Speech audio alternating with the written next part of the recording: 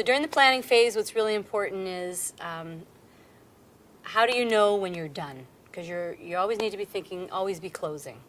So planning phase, you need to confirm with your client what it is they will sign off on when you're done the project that you have to deliver to. So be very, very clear on this and push this question to the client. They'll kind of go, they'll be very high level, but you need to be very specific and ask the question, when we're done, and you have to sign off that this is complete, you want them to confirm these are the deliverables that they were asking for you to deliver on. This helps you when you're later on in the project. If they come up and try to throw new things in, you want to know what it is you're delivering.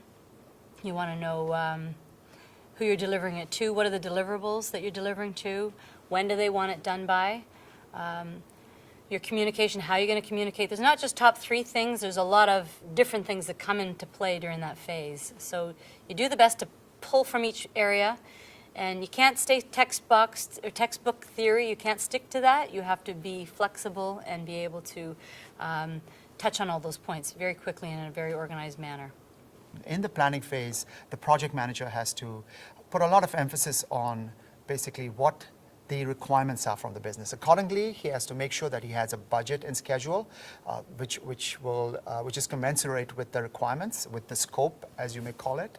One of the important things is who are the stakeholders, because the project manager has to make sure that he involves all the stakeholders as he's going through the planning phase, make sure that they are involved. So the planning stage, very important. Overall, is just about gathering requirements, defining the scope, and making sure that the stakeholders agree with that.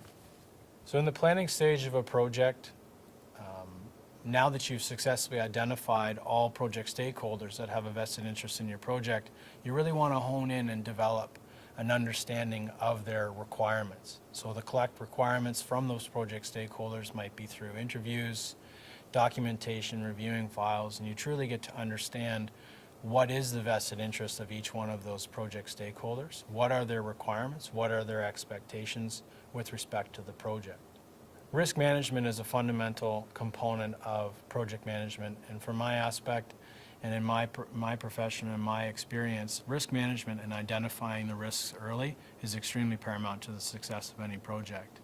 In the planning stage, one of the subsidiary plans is the plan risk management, which results in identifying those risks.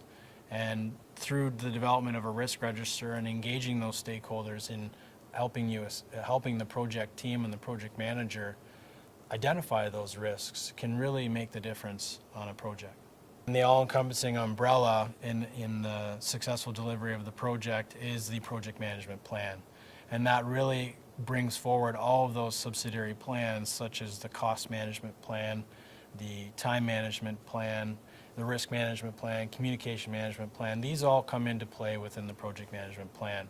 Then there's an extensive amount of planning exercises that should involve many of the stakeholders, but the project manager takes the lead on making sure that they have a sound and a clear and concise project management plan.